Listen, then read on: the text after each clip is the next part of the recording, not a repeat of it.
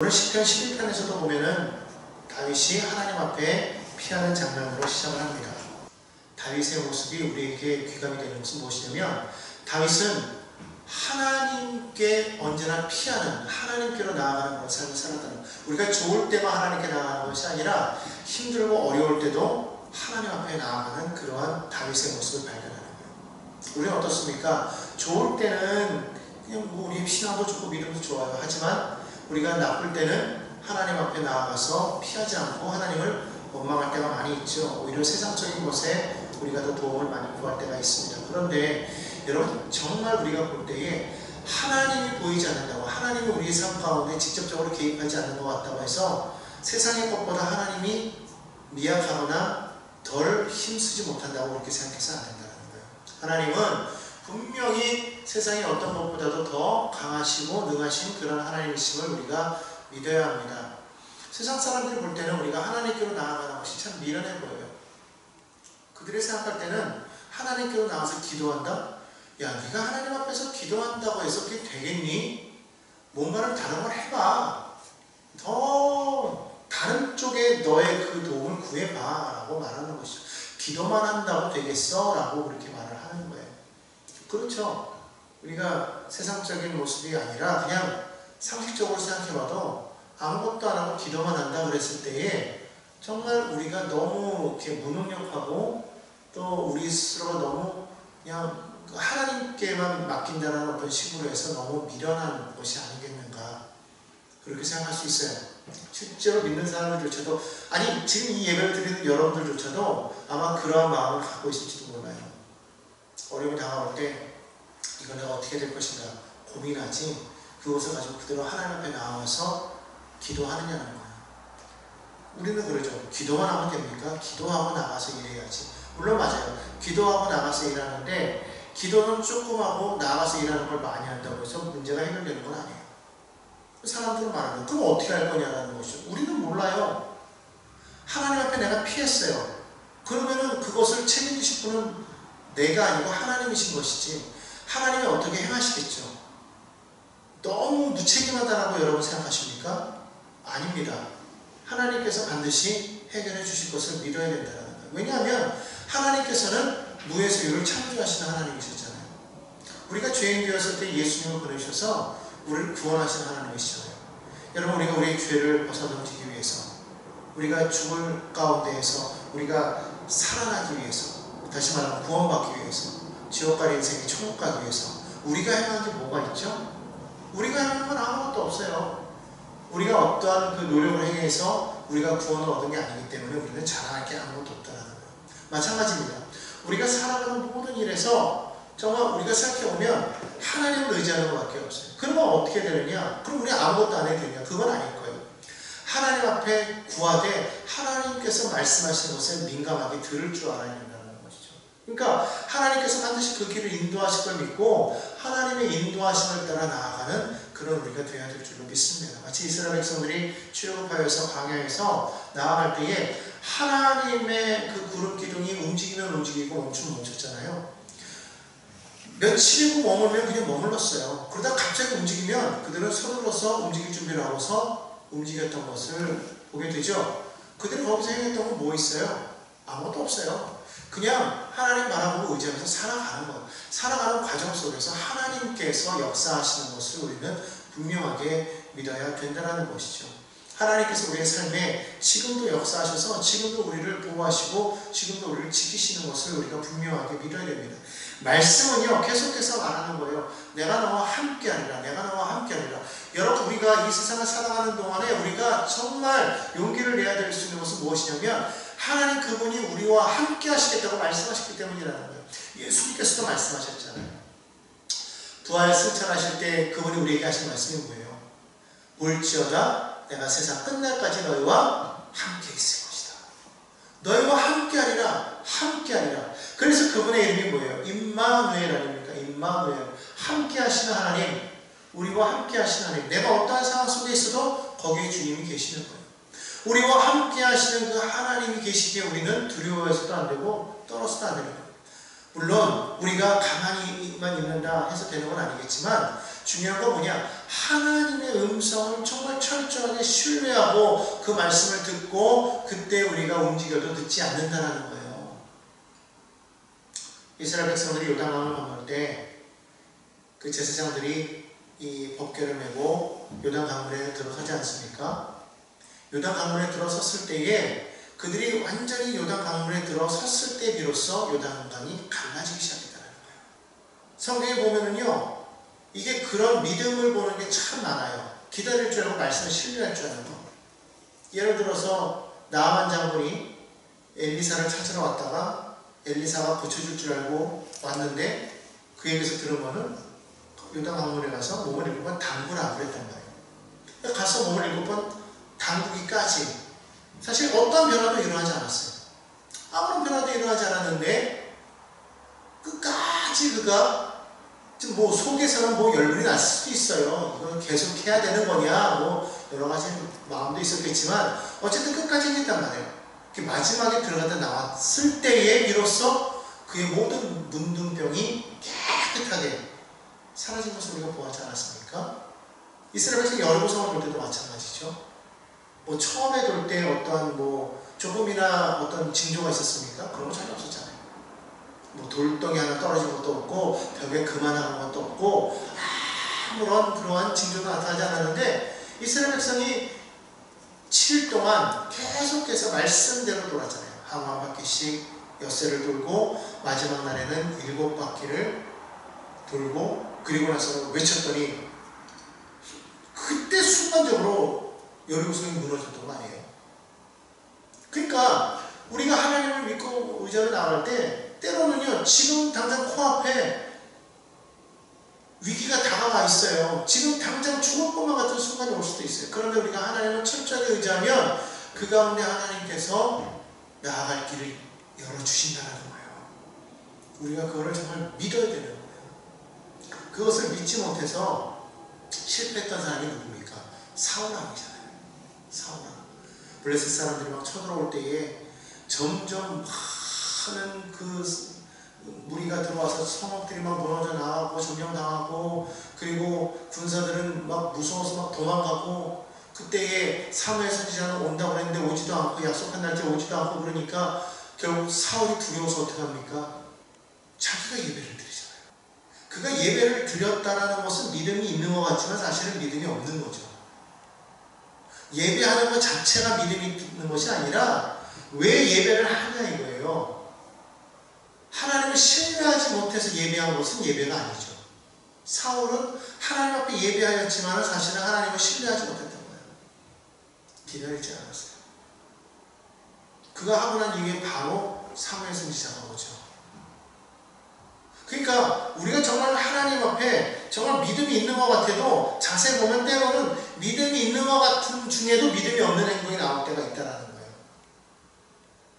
정말 하나님을 믿습니까? 다윗은 시편 23편에서 고백할 때에 내가 사망의 음침한 골짜기로 다닐지라도라고 그렇게 말하고 있어요. 사망의 음침한 골짜기 입구에서라고 말하지 않고 사망의 골짜기를 지나고 난 다음 단입니다. 사망의 골짜기를 다닐 때, 다시 말하면 그 중간에 놓여 있을 그때, 정말 가장 힘들고 어려운 그때 그의 고백이 뭐예요? 주께서 나와 함께 하신다. 여러분 지금 우리가 어려운 가운데 있지만 여러분 그런 가운데 있을 때 우리가 정말 해야 될 건 뭐냐면 하나님께 피하는 거예요. 하나님께 피할 때 거기에 길이 있는 거예요. 비록 우리가 하나님 앞에 피할 때 우리의 이성적인 생각이나 판단에서 자세히 보면 전혀 계산이 안 맞을 때가 있어요. 그리고 아직 응답이 안 될 때가 있어요. 모든 것이 다 끝인 것처럼 보일 때가 있어요. 그런데 모든 것이 끝났다고 생각하는 그 순간이 바로 다시금 기적이 일어나는 순간입니다. 예수님께서 십자가에 달려 죽으셨단 말이에요. 죽기 일보 직전에 하나님 살리신 게 아니라 예수님께서 십자가에 달려 돌아가셨단 말이에요. 그리고 3일 동안 잠사되었단 말이에요. 그런데 거기에서 어떤 역사가 일어나요? 부활의 역사가 일어난단 말이에요. 다니엘의 세 친구가 그 왕의 신상에 절하지 않고 오직 하나님께만 절하겠다고 고집부렸죠. 믿음을 지켰던 거예요. 그랬을 때 그들을 뜨거운 풀무 속에 집어 던지지 않습니까?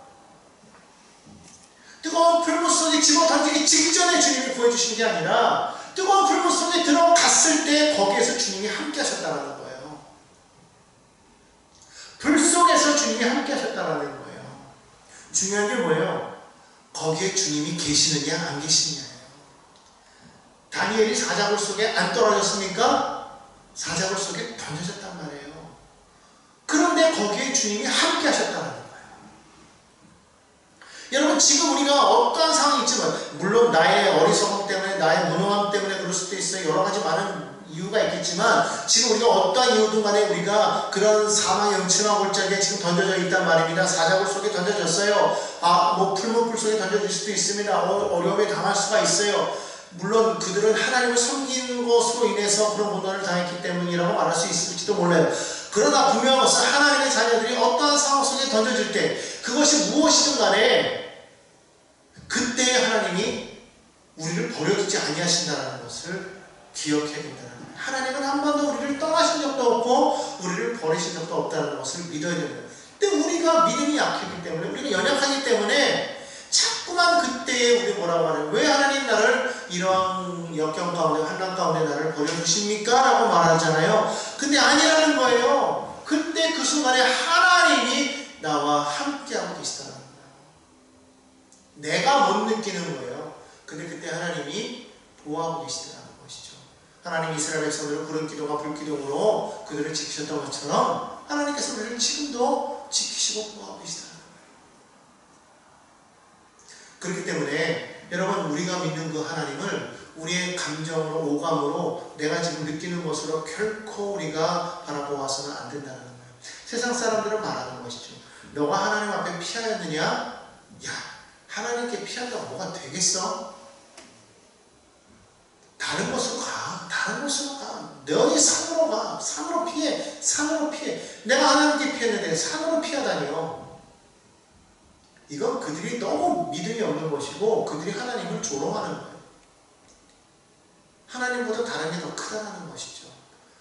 세상 모든 것이 하나님을 넘어설 수가 없어요. 왜? 하나님이 세상을 만드셨기 때문에. 작품이 작가를 넘어설 수가 있습니까? 그럴 수 없다는 것이죠. 근데 그런 얘기를 많이 하는 거예요. 자, 2절 보겠습니다. 악인이 화를 당기고 화살을 시위에 먹이며 마음이 바른 자를 어두운 데서 쏘려 하는도다. 여기서 말하는 이 화살은 무엇일까요? 그들의 입에서 나오는 그 말이에요. 말.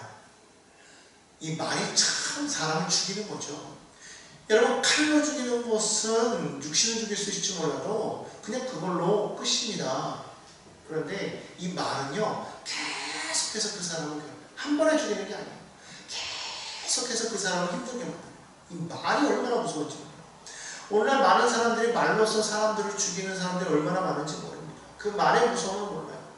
그러면서도 계속해서 거짓을 말하고, 계속해서 악한 말하고, 계속해서 남을 비방하고, 또 남을 조롱하고, 모함하고 하는 그런 말들을 한단 말이에요. 스스로는 스스로를 의롭게 여기는 거예요. 그러니까 그런 말을 할 수가 있는 것이죠. 근데 사실 여러분, 우리는 의롭지가 않아요. 우리가 하는 말이 화살이 되어서 남의 가슴에 상처를 주는 그런 말이 되어서는 안 된다는 거예요. 얼마나 많은 사람들이 그 말하는 데 있어서 조심하지 않습니다. 그냥 말을 막 내뱉는 거예요. 그리고 막 모함하고 음모를 꾸미고 거짓을 말하고 사기를 치고. 다윗이 정말 그 많은 사람들에게서 그러한 그 화살을 맞았어요. 이 마음이 얼마나 힘들었겠습니까? 여러분도 아마 그럴 거예요. 지금 아마 그 말 때문에 힘들어하는 사람들 참 많을 거예요. 사람들이 막 주변에서 막 말로 우리를 막 죽이려고 할 그때에, 그때 우리가 의지할 수 있는 분이 누구일까요? 우리 하나님밖에 없어요. 여러분, 그 하나님은요, 완전하신 하나님이에요. 우리의 산성이 되신다고 말하고 있어요. 우리 요새가 되신다고 말하고 있어요. 피할 바위가 되신다고 했어요. 견고한 바위입니다. 결코 무너지지 않습니다. 결코 무너지지 않습니다.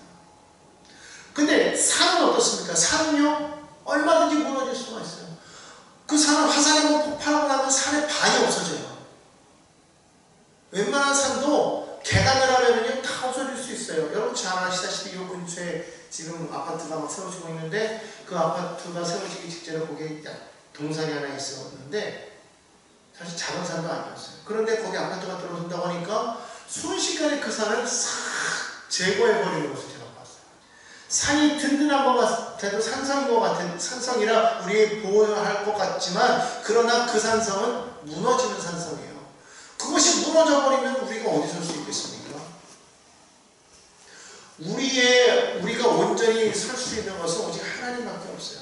세상 사람들이 우리를 비난하고 우리를 조롱하고 우리를 멸시하고 모함하고 그럴 때에 거기에 우리가 흔들리는 것은 뭐예요? 우리가 완전한 반석에 서지 못하기 때문에 그러는 거예요.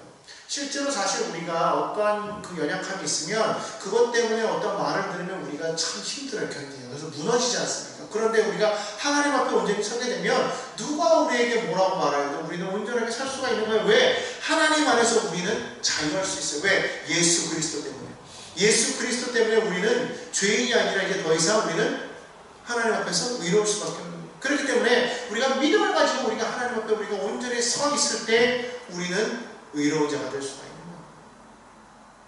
여러분 정말로 하나님 앞에 믿음으로 서는 저와 여러분 되기를 예수님의 이름으로 간절히 축원합니다. 이 하나님께서는 언제나 우리와 함께 하시는 거예요. 그렇기 때문에 그 하나님이 우리를 언제나 지켜보고 계시고 우리를 보호하고 계심을 우리가 믿어야 될 줄로 믿습니다. 자, 오늘 성경을 다시 한번 보겠습니다. 4절을 봅니다. 야훼께서는 그의 성전에 계시고 야훼의 보좌는 하늘에 있으며 그의 눈이 인생을 통촉하시고 그의 안목이 그들을 감찰하십니다. 여러분 하나님께서 항상 우리를 보호하고 계신다는 것을 우리가 기억해야 된다는 거예요. 우리의 시야에 하나님은 계시지 않지만 하나님의 시야에 우리가 있음을 우리가 기억해야 된다는 거예요. 우리가 하나님을 보이지 않는다고 해서 하나님이 안 계시는 것이 아니라는 거예요. 우리가 하나님을 보지 못한다고 해서 하나님을 우리를 보지 못하는 것이 아니라는 거예요. 우리는 하나님을 볼 수 없어도 하나님은 우리를 보신다는 거예요. 여러분 그것을 우리가 분명하게 믿고 나아가는 자는 반드시 승리하고 반드시 어려움을 이겨나갈 수가 있는 거예요. 왜? 지금 나는 나의 상황을 몰라요. 나의 해결 방침을 모릅니다. 어떻게 해야지 이 어려움에서 벗어날 수 있는지를 나는 모르는 거예요. 그러나 하나님은 나를 보고 계시기 때문에 지금 나의 상황을 아실 뿐만 아니라 어떻게 하면 내가 이 어려움에서 벗어날 줄을 우리가 분명하게 알 수가 있다는 거예요. 혹시 여러분 바둑 좋아하십니까? 바둑을 줄 때 보면은요 옆에서 훈수를 두는 사람들이 있어요. 희한한 거는요 내가 바둑을 둘 때는 두는 사람 잘 못 보는 거는요 옆에서 바라볼 때는요 희한하게 그 길이 보일 때가 있어요. 훈수를 두는 사람이 이 길을 본다는 거예요. 그 사람이 나보다 실력이 뛰어나서가 아닙니다. 비슷해도 좀 약간 못해도 이상하게 옆에서 보면은요 그게 보여요. 물론 하나님이 그렇다는 것은 아니지만 여러분 우리가 이 세상을 살아가다 보면 내 중심적으로만 살아가기 때문에 시야가 나에게만 이렇게 묶여 있잖아요. 멀리 보지 못하는 거예요. 바둑도 마찬가지입니다. 바둑을 두다 보면 내 수와 상대방의 수를 같이 읽지만 그러나 거진 내 수를 먼저 보게 되잖아요. 근데 옆에서 보면은요 전체가 보여요. 한꺼번에. 마찬가지예요. 하나님께서는요 이 사람보다 더 전능해요. 훈수 두는 사람보다 더 전능하신 하나님이에요. 모든 것을 다 하신 하나님께서 한꺼번에 관찰하시니까 어디로 가야 피할 길이고 어디로 가야지 살아날 길인지를 잘 하신다는 거예요. 누구보다 잘 하시는 분이 하나님이신 거예요. 그 하나님께서 나를 바라보고 계시는 거예요. 그래서 지금 나의 가는 길을 함께하고 계시기 때문에 지금 내가 바라봤을 때 나의 길이 지금 험하고 괴롭고 무너질 것 같고 죽을 것만 같아도 그러나 그 하나님을 붙잡고 나아가면 거기에서 반드시 우리는 살아나게 되더라는 것이죠. 어린아이는 자기 혼자서는 길을 가지 못합니다. 보호자의 손을 꽉 잡고 가면은요 내가 그 길을 몰라도 어떻게 하는 방법을 몰라도 이 길이 지금 울퉁불퉁하고 뭐가 상관없어요. 그 보호자 손을 꽉 잡고 가면은요 우리는 안전하게 갈 수가 있는 것이죠. 그러나 어린아이가 자기가 잘났다고 부모 손을 딱 놓고 가버리면은요 좋은 길에서도 길을 잃어버리게 돼 있어요. 왜냐하면 어린아이는 말 그대로 어리기 때문에 어리석기 때문에 우리 인생이 그렇다는 거예요. 하나님을 우리가 붙잡고 나아가면은요 아무리 그 길이 힘들고 어렵고 칠흑같이 어둡고 안 보여도 반드시 우리는 나아갈 수가 있는 거예요. 그런데 우리가 그 하나님의 손을 붙잡지 않고 내 힘으로 나아가려고 하니까 자꾸 안 되는 것이죠. 하나님을 붙잡지 않고 내 힘으로 하려고 하면서 자꾸만 하나님이 나를 안 도와주신다고 말하면 되겠어요? 안 되는 거예요. 그러니까 내 힘과 내 지혜와 내 능력과 주변의 어떤 것을 통해서 무언가를 하려고 하지 말고 하나님만을 꽉 붙잡으시기 바랍니다. 그러면 하나님께서 나아갈 길을 보여주실 것을 믿습니다. 이스라엘 백성은 홍해를 인도하셨잖아요. 홍해가로 인도하신 분은 하나님이시라고. 여러분, 이것을 우리가 분명하게 알아야 돼요. 홍해로 인도하신 분이 하나님이에요. 홍해를 안 건너고 조금만 돌아서 이렇게 내려와도 시내산을 올 수 있어요. 홍해를 안 건너고도. 그럼에도 불구하고 홍해로 인도하신 분이 하나님이시라고. 왜 그걸로 인도하셨겠냐는 거예요. 답 나오잖아요. 홍해를 가르시려고. 홍해를 가르시려고. 하나님이 그거 보여주시려고. 그리고 뒤쫓아온 애국군대를 거기에 수장시키시고. 하나님이 그거 보이시려고 하나님이 홍해를 이끄신 거 아니겠어요? 그거 아니면 홍해 따로 안 가요. 그냥 조금만 위로 지들어보면 알겠지만 그 위로 살짝만 넘어가도 홍해를 안 건너고 얼마든지 시내산으로 갈 수가 있다는 거예요. 시내산으로 가는 길이 홍해밖에 없었다면 뭐 글로 인도하신 게 이건 당연해라고 말하겠지만 그게 아닌데 글로 인도하셨다? 아, 하나님께서 길을 여시려고 하는 거구나. 우리가 알아야 돼요. 지금 여러분 하나님과 함께하는 사람이 지금 어려워요. 그리고 하나님께서 그 길에서 뭔가를 이루시려고 하는 것이다 라는 것을 믿어야 돼요. 근데 내가 하나님과 함께하지 못하다가 내가 지금 그런 길로 왔어요. 그렇다면 이제는 어떻게 되는 거예요? 하나님께로 훅 들어가야 되는 거예요. 하나님을 꽉 붙잡아야 되는 거예요. 내 실수로, 내 어리석음으로, 내 무능함으로 내가 여기까지 왔다면 그렇다면 이제 어떻게 돼요? 하나님께 맡겨야지. 그러면 하나님께서는 그때에 피할 길을 주시겠다는 거예요. 열어주시겠다는 거예요. 그러니까 여러분 지금 어떤 상황에 있습니까? 어떤 어려움이 여러분 앞에 놓여 있습니까? 그 어려움 때문에 그거 바라고 염려하고 근심하고 낙심하지 말고 전능하신 하나님을 바라보는 그 믿음의 눈을 열어달라고 하나님께 기도하시기 바랍니다. 하나님, 내게 믿음을 더하여 주옵소서. 내가 하나님께 온전히 피하겠사오니 하나님 나를 도와 주옵소서. 지금 사냥꾼이 나를 쫓아와서 나를 쏘려고 합니다. 지금 내가 새 사냥꾼의 올무에 내가 걸릴 지경입니다. 아니, 걸렸습니다. 하나님 나를 도와주세요. 하나님께서 올무를 찢으시고 그 품에서 건져주실 것을 믿으시기를 바랍니다. 사자의 품에 떨어진 다니엘을 건지셨던 거죠. 그 뜨거운 풀무 속에 던져진 그 다니엘의 그 세 친구들, 사드락, 메삭, 아벳느고, 하나냐, 미사엘, 아사랴, 그 세 친구들을 건져내시던 것처럼 오늘 하나님께서 여러분들을 그곳으로 건져내실 줄로 믿습니다. 왜? 하나님이 보고 계시기 때문에. 우리가 어떠한 모습으로든 우리가 뭐 죄 많은 인생이든 죄가 없는 인생이든 하나님 우리를 감찰하시기 때문에 하나님께서 가장 좋은 모습으로 만족하실 것을 믿으시기를 바랍니다. 자, 그러면 5절을 보겠습니다. 야훼는 의인을 감찰하시고 악인과 폭력을 좋아하는 자를 마음에 미워하시도다. 자, 오늘 여기 보니까요, 하나님께서 미워하시는 것에 대해서 말하고 있어요. 그리고 7절에 보니까요, 하나님께서 좋아하시는 일에 대해서 이야기하고 있어요. 하나님은 무엇을 미워하시고 무엇을 좋아하시는가 했더니 오늘 5절에 보니까 악인을 미워하신다고 했어요. 폭력을 좋아하는 자를 하나님께서 미워하신다고 이렇게 말하고 있어요. 그러니까 악인은 어떤 사람이에요? 악인은 싸움꾼. 마귀는 싸움꾼이에요. 자꾸 분쟁을 일으키고 분열을 일으키고 그래서 자꾸 다툼을 일으키게 만든 거예요. 개인적으로 보면 마음에 들어와서 자꾸 죄와 의 가운데서 자꾸 다투게 만들죠. 바울도 그랬잖아요. 바울도 오라라는 공고한 자보다 이 사망의 몸에서 누가 나를 자유케 하려.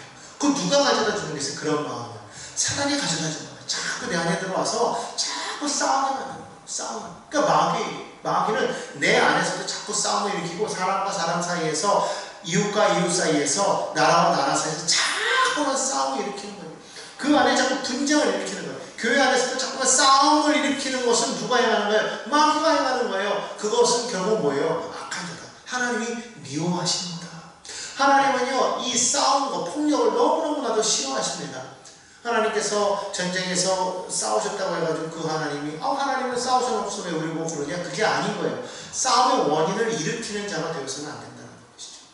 폭력을 행해서는 안 된다는 거예요. 오늘날 이 세상을 바라보면요, 많은 사람들이 정말 이 폭력에 힘을 많이 이렇게 시달리고 있는 것을 보게 돼요. 뉴스를 보면은요, 싸움이 많이 일어나잖아요. 많은 사람들이 뭐 나라와 나라의 싸움만이 싸움이 아니라 개인적인 싸움들도 얼마나 많이 일어납니까? 특히 집안에 가면 이 때리는 아빠들 정말 많아요. 폭력 남편, 폭력 부모, 이런 부모들이 얼마나 많이 뉴스에 나옵니까?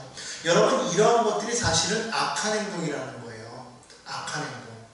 여러분, 이런 악한 행동들이 비단 그것만 악한 것이겠습니까? 말로 수행하는 폭력도 폭력인 거예요. 그렇기 때문에 오늘 여기 성경에 나와서 여기서는 어떤 행동을 하는 폭력을 말하는 걸까요? 앞에서 말한 것처럼 다윗의 마음을 상하게 하는, 화살을 쏘는, 그러니까 그 마음을 비수와 같이 꽂는 그런 것이니까 결국 여기서의 폭력은 언어적 폭력에 더 가깝겠죠. 말로써 사람을 괴롭게 하는, 비수를 꽂는 그런 사람들이 얼마나 많을까요? 앞에서는 아니면서도 뒤에서는 험담하고 헐뜯고 그리고 조롱하고 모함하는 어떤 그런 것들, 사실 그런 것들을 하나님께서 기뻐하지 아니하신다는 거예요.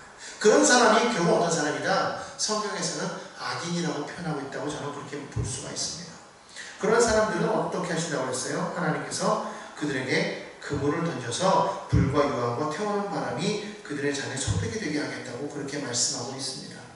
결국 망하게 하신다는 거예요. 하나님께서는 그들을 태워버리는 거예요. 망하게 하는 거예요. 악인은 망한다는 거예요. 여러분, 이걸 분명하게 기억하시기 바랍니다. 하나님의 터는 무너지지 않지만 악인의 터는 무너지는 거예요. 우리가 하나님께를 피하면 그 터는 무너지지 않지만 우리가 세상으로 나가서 의지하는 그 모든 것들은 무너지게 되어 있어요. 세상 사람들이 말하는 그 모든 것들은 무너지게 되어 있어요. 그렇기 때문에 그들이 하는 그 모든 말과 그런 모든 행실이 여러분 결국 오래가리라고 생각하지 마십시오. 그들이 우리 마음을 찌를 때 그들이 강한 것 같고 그들이 완악해서 그들이 정말 우리를 이기는 것만 같으면 사실은 그들의 끝은 망한다는 거예요. 여러분, 이걸 우리가 분명하게 알아야 돼요. 그렇기 때문에 그것 때문에 마음이 낙심하지 말아요. 누가 뭐라고 말하든, 대적하는 사람이 뭐라고 말하든, 실제로 그것 때문에 예수님께서 십자가 못 박혔잖아요. 그럼에도 불구하고 그들 때문에 여러분 낙심하지 마세요. 예수님이 낙심하셨습니까? 십자가에 달렸을 때 낙심하셨습니까? 죽으실 때 낙심하셨어요? 아니에요. 예수님이 십자가 달리셨을 때 다 이루었다. 오히려 예수님께서는 낙심한 것이 아니라 기뻐하셨다. 여러분, 이것을 우리가 분명히 안다면 하나님을 사모하고 하나님을 의지하는 자는 어떠한 상황에 놓여도 여러분 낙심하지 않습니다. 낙심하지 말아야 돼요. 이것은 여러분에게 하는 말이 아니라 저에게 하는 말이에요. 저도 그럴 때가 많아요. 그런데 성경은 낙심하지 말라는 거예요. 그들은 망하게 되어 있어요. 그러나 하나님의 터는 영원합니다. 그리고 의로운 사람들을 하나님께서 좋아하신다라고 그렇게 말씀하고 있어요. 왜 의로운 자를 좋아하시느냐? 하나님께서 의롭기 때문이에요. 자, 그러면 우리가 여기서 보면은 그냥 예수 그리스도로 말미암아 의롭게 된 거 아닌 거 이걸 떠나서 여기는 구약이잖아요. 구약이니까 이 당시로 보았을 때 결국 의와 악은 뭘로써 구분되어지냐? 그 사람의 그 입에서 나오는 말로써 구분될 수 있다라고 그렇게 생각을 해요. 그 사람의 어떤 행위도 중요하겠지만 그 말에서 그 사람이 어떠함을 보여줄 수가 있다는 거예요.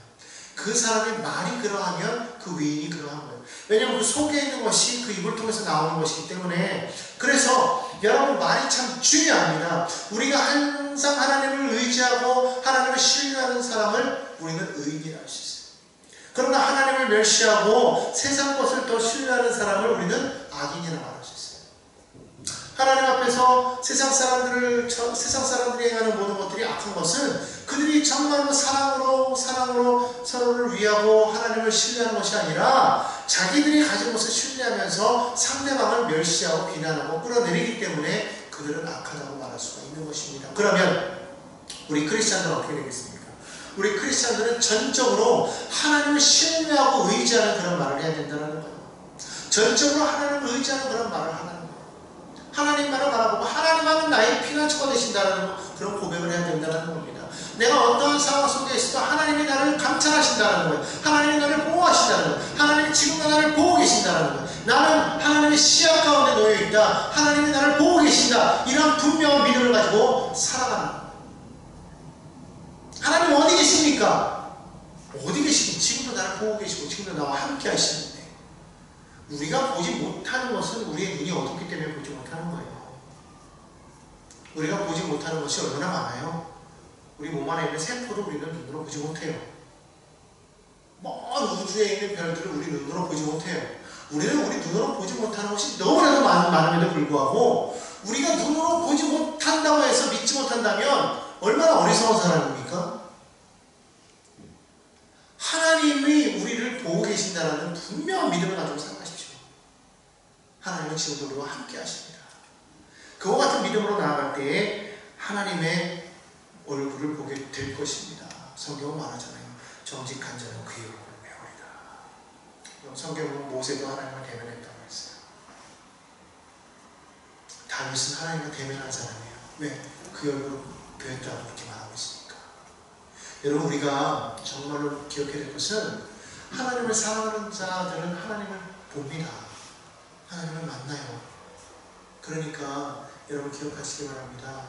여러분, 우리가 하나님을 못 보는 게 아니라 볼 수가 없는 것이죠. 그러나 우리의 마음이 의로워지면, 우리 마음이 변화되어지면 내 안에 정말 하나님의 그 영이 임하실 때 우리가 하나님을 보는 영의 눈이 열리게 될 것입니다. 하나님을 보는 은혜가 있어요.